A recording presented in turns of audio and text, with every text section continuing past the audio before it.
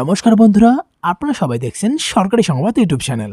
বন্ধুরা, আপনাদের মধ্যে হয়তো অনেকেই শুনেছেন যে বর্তমানে কিন্তু আসামে বাল্যবিবাহ নিয়ে একটা মারাত্মক ধরনের একটা শোরগোল চলছে, যেখানে পরিষ্কার করে বলা হয়েছে যারা সঠিক বয়সের আগে বিয়ে করেছে তাদের মধ্যে কিন্তু স্বামী অর্থাৎ ছেলেকে কিন্তু জেলে পাঠানো হচ্ছে, আর মেয়ে অর্থাৎ মহিলাটাকে কিন্তু বর্তমানে হোমে পাঠানো হচ্ছে 18 বছর না হওয়া পর্যন্ত।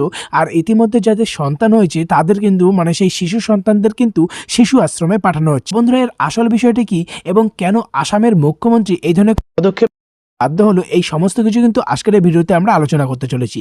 তো অবশ্যই বন্ধুরা ভিডিওটিকে একদম শেষ পর্যন্ত দেখবেন। আর এই ধরনের দরকারি আর গুরুত্বপূর্ণ খবর প্রতিদিন আপনাদের মোবাইলে পেতে হলে অবশ্যই ভিডিওটিকে একটু লাইক করে দেবেন, এই সঙ্গে লাল রঙের সাবস্ক্রাইব বাটনে ক্লিক করে পাশের বেল নোটিফিকেশনটা অল করে দেবেন। তো বন্ধুরা, এখানে দেখুন বলা রয়েছে যে অনেক আগেই অসমের মুখ্যমন্ত্রী হিমন্ত বিশ্ব শর্মা ঘোষণা করেছেন যে সেখানে বাল্য বিবাহের বিরুদ্ধে কড়া পদক্ষেপ নেওয়া হবে।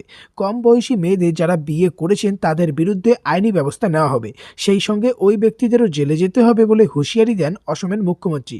তারপরেই বাল্যবিবাহের বিরুদ্ধে কড়া ব্যবস্থা নেওয়ার প্রক্রিয়াটাকে শুরু হলো আসামে। এই নিয়ে এখনো পর্যন্ত অসমে 4000-এরও বেশি মামলা দায়ের করা হয়েছে। বন্ধুরা, এখানে আরও পরিষ্কার করে বলা হয় যে টুইট করে অসমের মুখ্যমন্ত্রী হিমন্ত বিশ্ব শর্মা জানিয়েছেন যে এখনো পর্যন্ত 4004টি মামলা দায়ের করা হয়েছে। অসমের বিভিন্ন থানায় থানায় এই মামলা দায়ের করা হয়েছে। আগামী দিনে এই নিয়ে আরও কড়া ব্যবস্থা নেবে বলে জানিয়েছেন তিনি। অসমের মুখ্যমন্ত্রী জানিয়েছেন সেই রাজ্যে বাল্যবিবাহ পুরোপুরি বন্ধ করতে বদ্ধপরিকর তারা। সেই সঙ্গে তিনি জানিয়েছেন বাল্যবিবাহ নিয়ে যাদের বিরুদ্ধে মামলা দায়ের করা হয়েছে তাদের বিরুদ্ধে কাল অর্থাৎ শুক্রবার থেকে ব্যবস্থা নেওয়া হবে। টুইটে তিনি লেখেন, এই কাজে সকলকে সহযোগিতা করার আবেদন জানাচ্ছি। বন্ধুরা, কোথায় এই নিয়ে কতগুলি মামলা দায়ের করা হয়েছে টুইটে তাও তিনি জানিয়ে দেন। যেমন বলেছেন যে হিমন্ত বিশ্ব শর্মার হিসেবে সেই রাজ্যে বাল্যবিবাহ নিয়ে সবচেয়ে বেশি মামলা দায়ের করা হয়েছে ধুবড়ী জেলায়। ধুবড়ী জেলার 370টি মামলা দায়ের করা হয়েছে। সেই সঙ্গে হোজাই জেলায় 255টি, উদলগুড়িতে 235টি, কোকরাঝাড়ে 204টি, মরিগাঁও জেলায় 224টি মামলা দায়ের করা হয়েছে।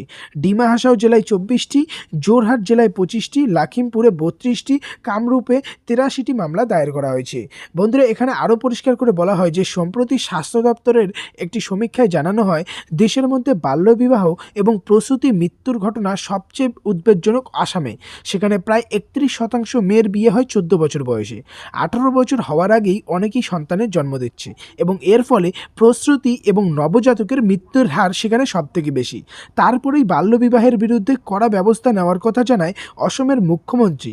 বন্ধুরা জানিয়ে দেন যে 14 বছরের কম বয়সী কাউকে বিয়ে করলে তার বিরুদ্ধে পক্সো ধারায় মামলা দায়ের করা হবে। সেখানে এই কারণেই অনেকেই জেলে যেতে হবে বলেও জানান তিনি। অসমে প্রসূতি এবং শিশু মৃত্যু ঠেকাতেই এই বাল্যবিবাহের কড়া পদক্ষেপ নেন মুখ্যমন্ত্রী।